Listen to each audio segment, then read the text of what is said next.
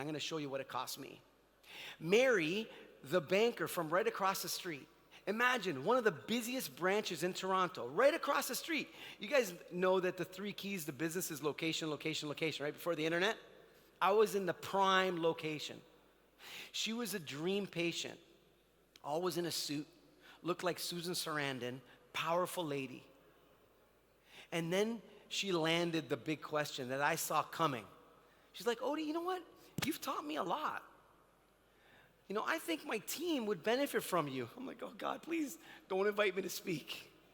And of course, I could see her lips move in slow motion when she said, why don't you come present at the bank? So I thought to myself, like many of you, what do I have to lose, right? Come on, guys, it's a free talk. If I just get one client, right? And I'm speaking for free, there's no pressure. Well, let me tell you guys something. The excitement that Mary wore on her face when I walked in turned to disappointment and borderline, in my perception, disgust long before I was done, because I wasted her time. I wasted these busy bankers' time. I was fumbling and stumbling trying to make a point. And that's when I learned, you might want to write this down, the 6 C's of ineffective communication. Number 1, cash. See, Mary used to come on a regular basis, and then all of a sudden after that talk, I would see her once in a blue moon when she was desperate and really needed me. Number 2, clients. I expected to get clients from that talk, which was really thinking small. If any of you are thinking, if I just get one client out of this talk, that's thinking small. The idea should be, how many people can I touch and serve, and the rest will follow. Number 3, my credibility. My reputation was at stake. My confidence. Where do you think I spent most of my time? In the office, praying the phone would ring, hoping I'd get a hit on the website. Buried my head in the sand. My colleagues, which you guys can't see there, but my colleagues, because the idea was, when I'm invited to present, I turned it down. I stopped networking with my colleagues. I didn't want to speak or get out of the office. And it could have cost me the biggest C of all, which was my entire career. The 6 C's. Think about how you're presenting, and think about what ineffective communication is costing you. These bankers, guys, imagine this. Were driving right past me to go see someone else. And there were speakers in town driving right past me to speak at the bank. You following me? I learned, guys, that ineffective communication can burn you. But let me tell you this.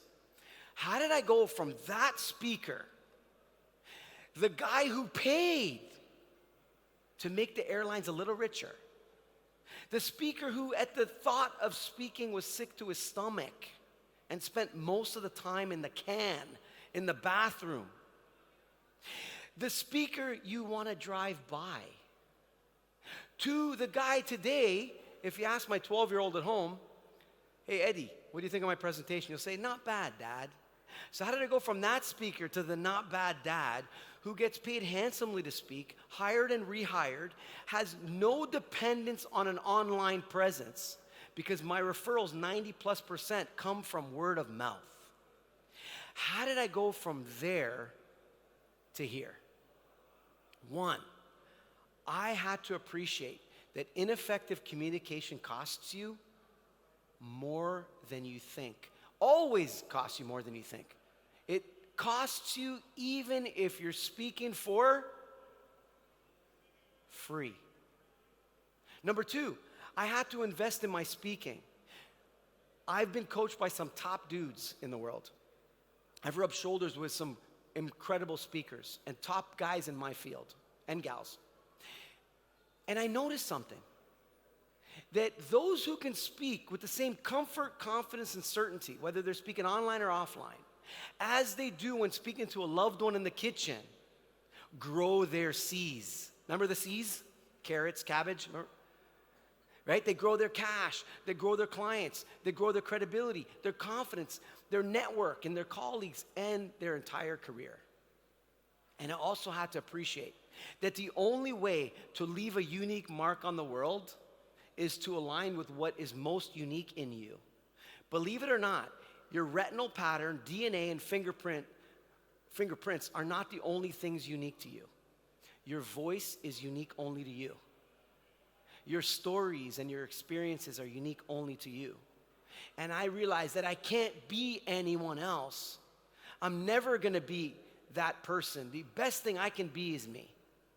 And that's when I aligned with my own authenticity. So